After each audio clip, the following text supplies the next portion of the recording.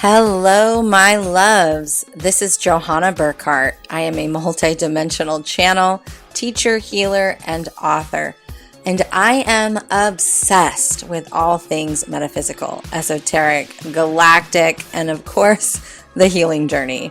And I'm here to share my stories, my wisdom, and my teachings about being human in the illusion that we call reality. Welcome to Cosmic Blonde. Hello, my loves. As many of you know from last season, I talked a lot about, especially towards the end of the season, how I was feeling a lot of the energy of completion. I was seeing a lot of 999.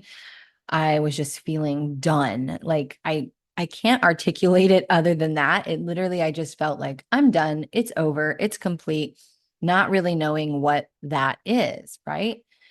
And I kind of want to talk about some things that have transpired since then, because as I prepare to leave San Diego, as I record this, I'm days away from moving to Texas, where I will be ending my nomad journey. I want to kind of talk about some of the things that have happened because some really weird things have happened. And then I had this crazy metaphysical experience and spontaneous healing. And then the stuff that came after, you just can't make this stuff up. So I kind of want to just talk about it. Um, where to begin? A little over a month ago, so a month prior to Father's Day. So let's say the third week of May, my Uncle Brian died. Now he's not blood related, but he knew my dad before I was born, and he's just somebody who has kind of always been in and out of my life, especially as a child and a young adult. And I didn't even know he was sick. I did not know he had stage 4 cancer. I don't know why I didn't know, but that seems to be a theme in my life of not knowing that people are sick. So regardless, I didn't know. And he passed away, and it really kind of shook me a little bit. And I think that it triggered a lot of grief that I had left with my dad, because there's an entanglement there. This person was in my life because of my dad. And then as a young adult, I always hung out with my dad up until I moved away. I mean, up until the age of 33, I always hung out with my dad. I was always with my dad. We went to the desert together. We went to the river together. We went to NASCAR races together. We hung out on the weekends. We went to barbecues. We took road trips. I was a true sense of a daddy's girl. And his friends were people that I considered friends and family. And we just all hung out and we all knew each other. And so there's a lot of entanglement here. And these people were friends of my Uncle Brian's as well. Like it was all one kind of big group unit. So fast forward to Father's Day weekend. It was a celebration of life, and I was really kind of on the fence. I said I was going to go, but there was a part of me that really didn't want to go. And I didn't want to go because I had a feeling that seeing all of these people who I hadn't seen in 8 years and seeing a lot of the photos and hearing a lot of the memories, it just might make me super emotional. And as a medium, as an intuitive, I feel everything, especially going to a celebration of life, right? There's so much spirit there. There's so much love there. There's so many open hearts there. And so I have to be on my A game with my energetic boundaries so that it doesn't destroy me or my nervous system. And so anyway, I also had a little bit of fear around seeing my blood family because I wasn't sure if my blood aunt and uncle and cousins were going to come. And I don't know where they are in this, but I don't feel very connected to them. And they have not reached out to me. And when I reach out to them, they don't respond and want to have a relationship, it seems like. So it was kind of an uncomfortable thing. Like I'm going to have to see them and face this. And all things that needed to happen anyway, right? But it was so much uncertainty, which is my middle name. So at this point, I was like, well, let's just go. And so I went. And of course, the very first person I run into is my blood uncle. He didn't quite see me yet, but I sat in the back. I was late to the celebration of life. It was at a church. And so we watched the celebration. There was a video, there was people who spoke. And after, I did meet up with a couple of people who I did want to see. And I did speak to my blood uncle. And while it was all kind of weird and uncomfortable, it was what it was.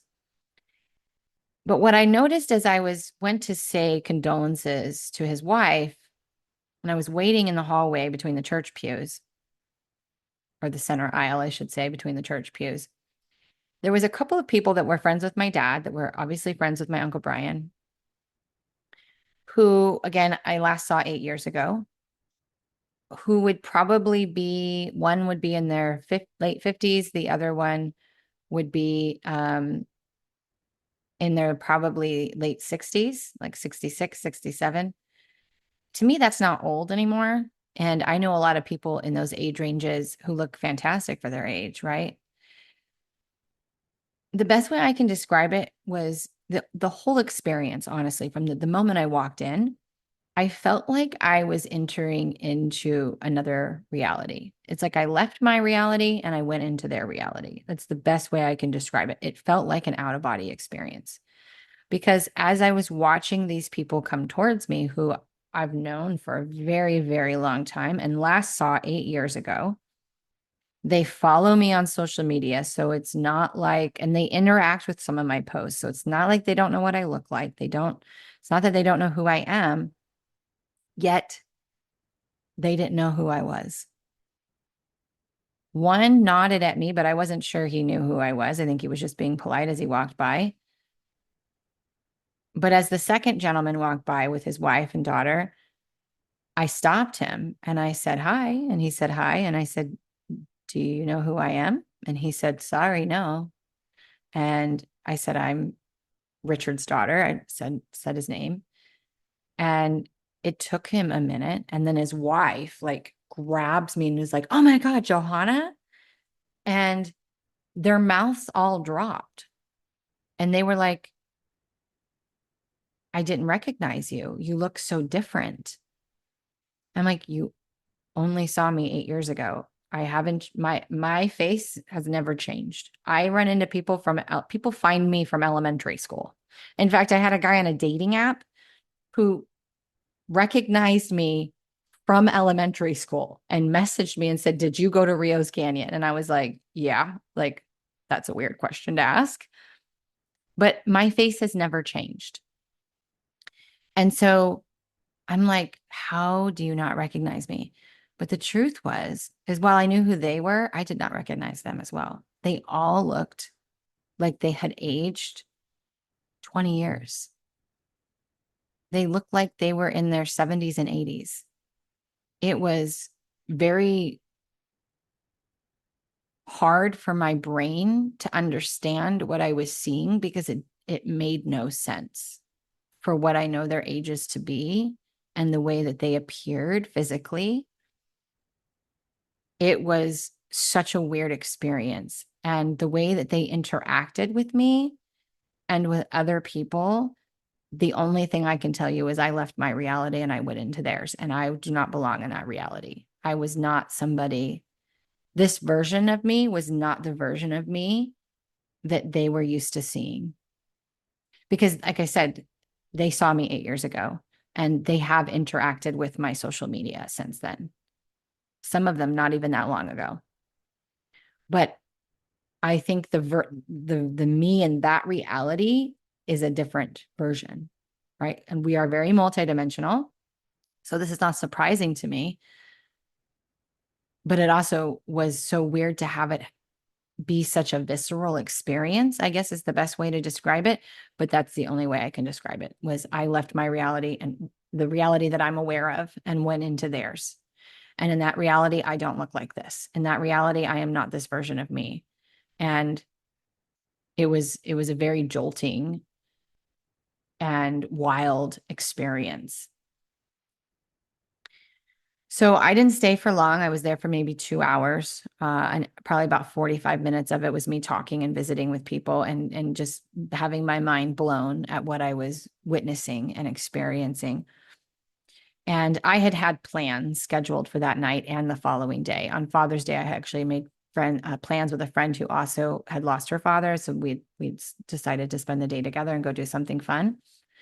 And she had canceled for that evening. And so I went and picked up some food and to come home and cook it and just kind of had a chill evening and relaxed. And, as I was scrolling and even commercials on TV was playing Guns N' Roses' Sweet Child of Mine, which is my dad's song to me.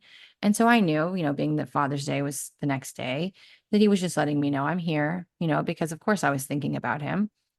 And so my heart was nice and open. I wasn't super sad. I wasn't super emotional. The whole weekend in general was a weird energy. It was a very weird vibe. Um,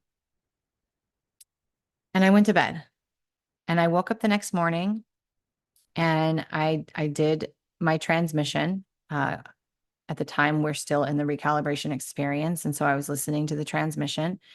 And as I walked in, because it takes you through the garden of your heart, so going towards your Akashic halls, my dad was standing in the pathway of the garden of your heart, except he looked like a hologram.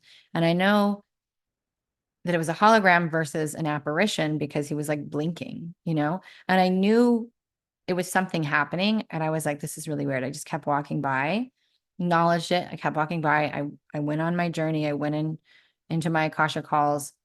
I came out. My dad was there again, except this time he was more solid. And he gave me the feeling of don't jump out of meditation, meaning when the meditation stops, stay, sit in silence, just sit there.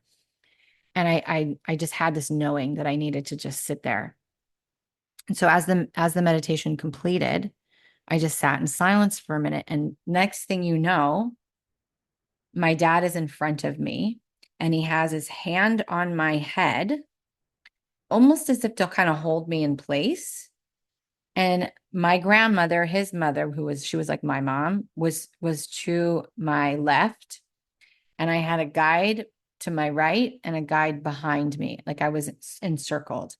And he put his hand on my head and he said, let go, you're frozen in time. Let go, you're frozen in time. He just kept saying that. Let go, you're frozen in time. Let go, you're frozen in time. And this whole thing caught me so off guard that I remember feeling like I started to have a tantrum. Like I started feeling like I was going to have a tantrum, like, no, no, no. And I remember in my head saying to him, I can't, because if I do, I have to let go of you. And that was the first time that I really realized the reason why I have not been able to let go of this version of me that was frozen in time from 2015 is because she believes that if she integrates back into the whole, right? If we let her go, because she was a definite fragment, right? This is parts work. She was a definite fragment that was frozen in time. And I was very aware that I had a part of me that was frozen in time. It's something I have been slowly working on because it has been given so much energy, this version of me. It was such a big piece that carried so much of the 33 years that came before it. And so I never realized that the reason why it was so hard for her to let go and to integrate back into the whole was because she thought if she did, she would let go. She'd be letting go of my dad. Like we wouldn't be close. And he said, no, we will be closer. You will be closer to me.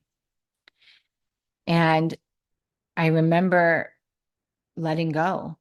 And I felt my whole entire body go limp, essentially. Like I had just dropped into someone's arms heavy, like, dead weight. My whole body went limp. And I saw this visual of this sand or dust, literally. So if this is my body leaving the back of me like a plume of dust, and then it all just settled to the ground. And I just began to sob and like convulse. Like you ever cry where you're convulsing and crying and sobbing. And it was so much. And I was so much in a meditative state still that I could feel my body, and I could feel the wetness on my face, but I could not control what was happening at all.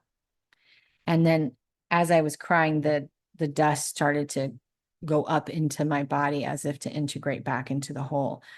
And I remember I just crawled up into my dad's arms and he held me, which felt like he held me for 20 minutes, but it probably was only 2 minutes until my nervous system calmed and the energy had completely integrated. And I was able to come to, only to find out that my plans for that day had been canceled, which was the very best thing that could have happened. Even though I was disappointed and bummed, if I had gone out with her, I would not have processed the way that I needed to what had happened. I would have put it on the back burner to process later, and it would not have integrated the way that it needed to. So instead, I got in the car and I went for a drive, and I allowed myself to cry some more and to purge and to talk to myself and to just be with myself. And I drove out to a place called Barrett Junction, which is in close to the border. It's close to Caliente, and out in San Diego, kind of towards mountain deserty area. I don't know. It's a weird location to kind of describe, but there was a restaurant out there called Barrett Junction Cafe that we used to go to sometimes, and it had since closed down, and I knew it was closed, but I decided to drive out there anyway. It was about a 50-minute drive. So that's a couple of hours on the road. And when I'm driving, my ego's busy and I can be super present with myself and cry and feel and talk and process. And that's how I process best that way. And so that's what I did. And it made sense. Everything leading up to it made sense. And I can tell you that when I started dating, this is when I first knew. Let me rephrase that. I knew before that, but I really knew when I chose to start dating. So when I was even considering dating again after I left my husband, you know, that was what, 2023. So I was 43, going on 44. I generally date guys that are, 6, 7, 8 years older than me. And seeing men at the age of 50 or 51, it was really hard for me to want to match with them and date with them because my dad died at 57, shortly after he turned 57. To me, it felt weird to date someone close to my dad's age because the part of me that was showing up in those moments was the part of me that was still 35 years old. So, of course, I wouldn't, as 35, frozen in time in 2015, would not be dating somebody in their early 50s. And that's what really cued me in, like, oh, this is still here. No matter how much grief I heal, this is still here. This part of me is frozen in time. And then when I started traveling, I would stop in and see people, and their kids are full grown adults, right? Or they are now getting married or those types of things. But in my mind, they were not. And that part of me, when I would get around those people, now this is where I got to be clear. It's when I got around people that were entangled in this energy, that this version of me would step forward and would be like, that's not possible. Like, they're not old enough to get married, or they're not old enough for this to be. And they'd be like, yes, they are. And I'd be like, oh my God, I still think I'm 35. I still think this person is 21, or whatever the case may be, or a teenager. And so I really started to do a lot of work on healing and integrating her, and living back in San Diego was a very big piece of that.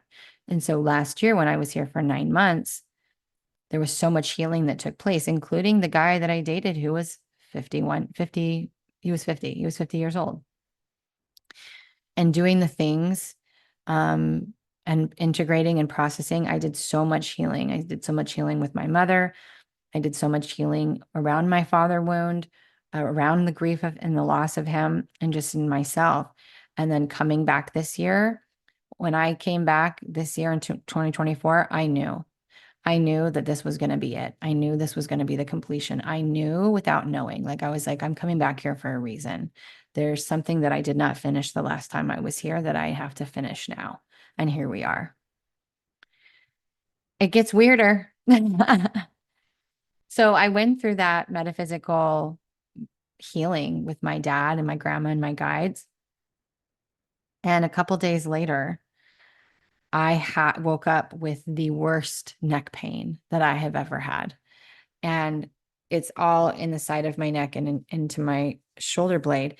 And the interesting thing is when we let go, and I need to say this so people hear me, when we let go at a level this big, I wasn't just letting go of a version of me that was 35. I was letting go of quantum entangled energy of 35 years, cultivated and frozen in time. There was a definite separation between my old self and who I was after 2015. So this was a letting go at a massive level. When you let go at this level, it's like a tire swing that you have turned. And so the rope is so tight that when you finally let go, it flings in the other direction violently. And then it will fling back in the other direction.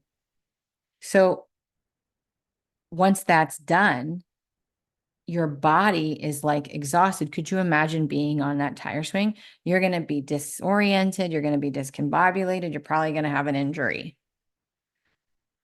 When I let go of my marriage, I had the same thing happened to the point to where I thought I was going to feel better because I was in the beginning stages of healing the adrenal fatigue. And in fact, I felt worse. I felt like I was literally hit by a truck. And I was literally down for a month. Like after I left my husband, I swear to God, I think I slept for almost a month. I slept more than I'd ever slept before. And I had a hard time moving. I was also in stage 3 adrenal fatigue, right? But I thought I would have all this energy. I thought I would feel better. And I instead felt worse, but it was because of the energetic experience of letting go, right? Whenever you do energetically, there's a gap between the energetic release and the physical. The gap today is nowhere near what the gap used to be 4 years ago, 2 years ago, 10 years ago. It is so much faster today. We are manifesting so much faster today, good or bad, right? Because you're always manifesting. So, me letting go at this grand scale, this is the area that she was in. This is where everything was frozen. And so I was in tremendous pain. Like I had just had surgery on that space. So I took a day off and I did what I know to do. I did stretches, I did some yoga moves, I did some breath work. I did heat and ice. I even broke down and took some ibuprofen. I did whatever I could to take care of myself and support myself that day. The next day comes and I'm sitting there pouring my mud water. And all of a sudden, I get this download of one of my clients. At the time, she was a former client again, who had trained with me. I trained her to do DNA activation and restructuring under my certification. She'd also worked with me in private mentorship several other times. So we hadn't been teacher client, teacher student, whatever you want to say, for a couple of years. And she has been integrating and creating her modality and doing her thing. And while we stay in touch, I don't really know at the time, I didn't know what her modality was or what she does. But all of a sudden I started to see it. And I think, am I getting a download of what she's supposed to be doing? Am I supposed to tell her this? And so I sat with it. And then the next day after that, I decided to reach out to her and I said, hey, I had this download and I just need to describe it to you. And I said, are you already doing this? Do you already know how to do this? Is this what you're currently doing? Or is this what you're supposed to be doing? It was very odd and random and it just showed up. And I thought how useful that would be for what I had just went through. Because what she can do is basically feel your blueprint of where there needs to be a restructuring in your etheric blueprint. And I was like, that's a very valuable service. I'm curious, do you know how to do this? And then I told her what was going on with me. And she said, I do. And I would love to offer this to you and restructure that part of you. And she did. And it was amazing. And it's just a reminder that everything is energetic first. And when we do let go energetically, or when we do step into the thing energetically, there's always a time delay. And again, the time delay is not as long as it used to be, but it was such a miraculous thing. And then as soon as that happened, after that happened, I said, everything's about to go real fast. Because in order for me to step into who I know that I can be, in order for me to become the version of me that I was trying to become, there was one little piece left. I had to let go of that version of me. I had to fully let her go. And I knew that when I let her go, I knew everything was going to go really fast. And that's exactly what happened. I literally got the call that I was moving to Texas. I hit my income mark that I was setting the income to let, my first income goal. Everything that I had been wanting was already manifesting. It was already happening before this happened. But the last piece that I needed to happen was the Texas thing. I needed that to come through. And I was okay if it didn't. I had made peace with the fact that if it doesn't, I will stay here and I will continue to work on this, because I knew that I could not move forward, I could not leave here until I healed this, until I let go of her. That was the completion that needed to happen. And so I knew, I said, after it happened, I said, you know what? Everything's going to go really fast. And it did. Within a week and a half, everything went down. And now I'm literally days away from leaving. And so I had to come on and share this experience with you, because it's important that we recognize and become aware of when and where inside of us we are frozen in time, when we have aspects that we're holding on to, especially if there's something that you are trying to step into, if there's a version of you that you are trying to step into, if there's something that you're trying to create and go towards, and you feel like, God, I keep going back around and round and round, and I feel like I'm not moving forward. I just keep getting sucked back in.